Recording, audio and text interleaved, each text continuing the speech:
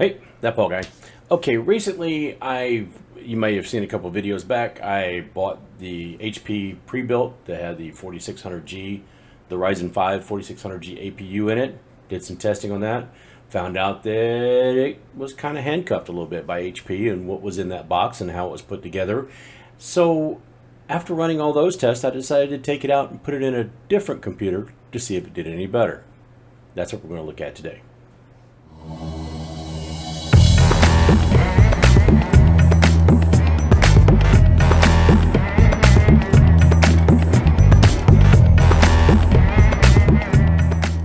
So what I've done in this case is I could tell that the way things were set up and the BIOS and all that stuff in that HP was very, very difficult. And even though I did some adjustments and I changed the memory out and I tried to beef it up a little bit that way, and it did help a little bit, it's still, I could tell that processor was still being held back quite a bit. Okay, there are two things I do need to mention and kind of get cleared up and out of the way first. And that's, first of all, I apologize for this video being late. I wasn't able to post it until later. I found out my work schedule got a little bit off kilter for, it's been a little bit off kilter, but after I ended up in vacation, I came back from vacation, had to try to finish up the benchmarks and try to get all this squeezed together, and it took a little bit longer than I thought. So this is being posted a little bit later, and I apologize for that, but it is what it is, and I will try to catch back up to the schedule I have been doing. I've been trying to get 2 videos a week out for the past several weeks, so I'm going to try to do that a little bit later this week, although this next one might be off by a day as well. So we'll see how that goes. I apologize, but it is what it is. The other thing is, somewhere between when I was doing the HP Prebuilt video and that set of trying to upgrade it, and when I was doing the tape trick on the Q6600 for the old HP Prebuilt, somewhere in between there I got a little bit confused and thought that the CPU that was in here, or the APU that was in this box, was a 5600G and not the 4600G. Now, when I first got them, I knew exactly what they were, and the video says that, but somewhere along the way I got a little bit confused, and I apologize for that as well, because in the last video I did, I mentioned that I would be testing the 5600G, and that is not the case. It is the 4600G, the one that was in the HP Prebuilt. I will be trying to get my hands on the 5600G or a 5700G because those are being released August 5th, and I'm really wanting to see how they stack up, seeing as how this one, well, you'll see the results as we go. So to do this testing, what I wanted to do is I wanted to go ahead and not only test the processor or the APU against the results that I got from the pre-built, which was the stock tests, and then with the memory upgrade, which is all I could really do with that, I wanted to go ahead and test that outside of the box as well. So for testing, what we did is I'm using the Asus Prime X470 Pro motherboard. I'm using a 16 gig of GSkill Ripjaw memory running at 3200 megahertz. It's an XMP profile, so that means it's overclocked at 3200. I'm using an Asus Phoenix video card. It's the 1650 Super with 4 gig of VRAM. And then I'm using the TeamGroup 256 gig NVMe drive on the PCI adapter that I reviewed a couple weeks ago as the boot drive. The reason why I'm doing this is because that computer already had a setup, and I didn't want to mess with the profiles or trying to reinstall Windows or anything like that because I've already got that set up for something else. So I use this PCI card, knowing how well it works, to go ahead and use the other NVMe as the boot drive. Works great, did a great job. No special overclocking. I didn't do anything else to that. I wanted to take this raw and out of the box. So the first things I wanted to do is I wanted to test the 4600G against itself. And then the second half of this is I wanted to take that 4600G, test it against the 4350, the Ryzen 3 Pro 4350G that I did last week. And I wanted to try it against something tried and true. So the Ryzen 5 3600X will be the other subject in this. I think we're going to find some fairly interesting results here. When I did go ahead and put the 4600G, I tested it against the numbers from the HP, both with regular and with the memory upgraded, and I found some pretty interesting things.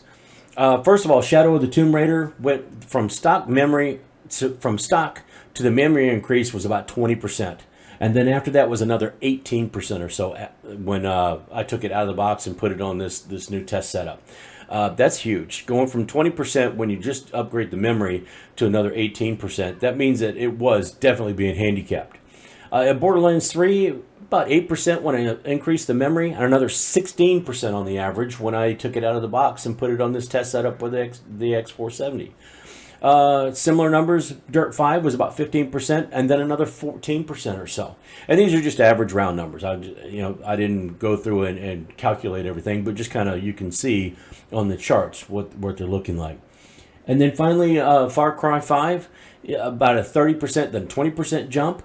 And then with CSGO, about a 15, and then maybe another 8% so jump. So we're talking about anywhere from a 25 to 30% jump in frame rate and frame average from going from that handcuffed HP built, pre-built system with the 12 gig, the memory that didn't match up, and the way that it was set up. Just by, first of all, making sure it had 16 gig, 2 matching sticks of memory, and then taking it out and putting in a different setup where all I did was just go ahead and use the regular GSkill memory. I did not overclock anything in MSI Afterburner. I did not do anything to the XMP Pro. I didn't do anything overclocking on the BIOS.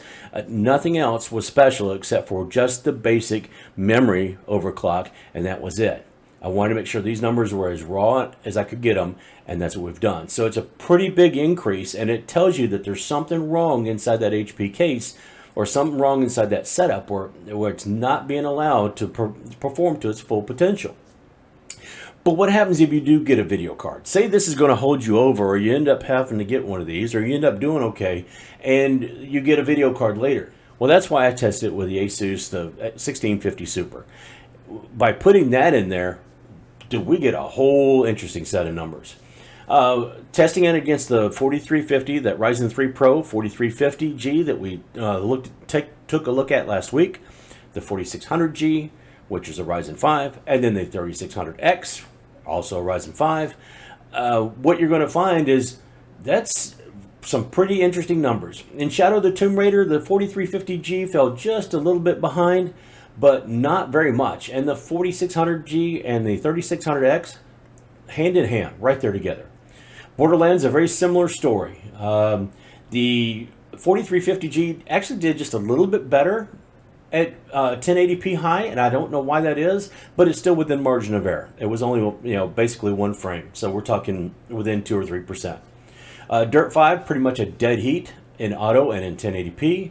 And then Far Cry and CSGO gave me some interesting numbers, but not really, not unexpected. I kind of expected the 3600X to do a little bit better in those than they did, but still very solid performance all around the board. When tested against the other CPUs, or all 3 CPUs together in a group of synthetic benchmarks, right up here you can see that all of them neck and neck. There's no predictable outcome or no rhyme or reason, and I ran the test several times, so they're pretty close, and you could almost say within margin of error of each other. So the conclusion comes down to, in a word, is this a good APU?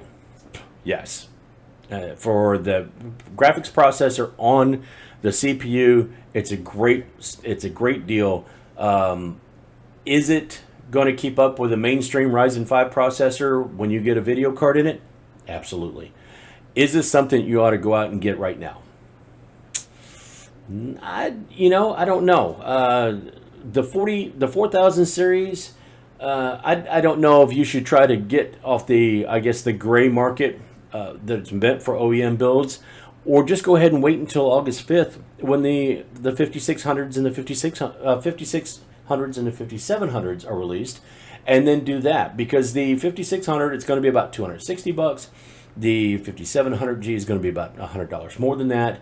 And if these turned out this well, both in just regular gaming without a graphics card, and then with the graphics card, they compete very favorably with a regular Ryzen 5. I don't think you're going to have any problems at all if you're looking at that Series 5000 chip, those 56s and 5700s. That's just kind of my opinion.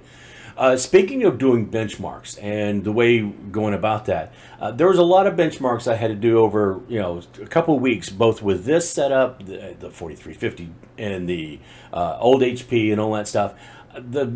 It kind of brings to mind that there's a way to kind of track and keep up with those. And so my next video, I think, is I'm going to do, I guess, a little bit of a tutorial on how to track your benchmarks and how to keep up with them, and how to, and more than just, I mean, there's a lot of programs or there's a lot of games that have built-in benchmarks, but some don't. And there's a way to track those using MSI Afterburner, or in the case of CSGO, because it doesn't really register that well on MSI Afterburner, there is a built-in benchmarking tool that will allow you to go ahead and find out what the average frame rate is on CSGO. So we'll go after that too, but that's gonna be the next video.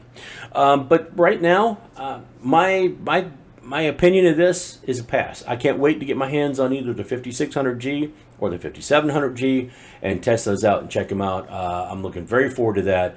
But in the meantime, now I have to figure out what I'm going to do with these, because I've got a 4350G and a 4600G that are both very, very capable processors and can even play some games if you're willing to lower your resolution and your settings just a little bit.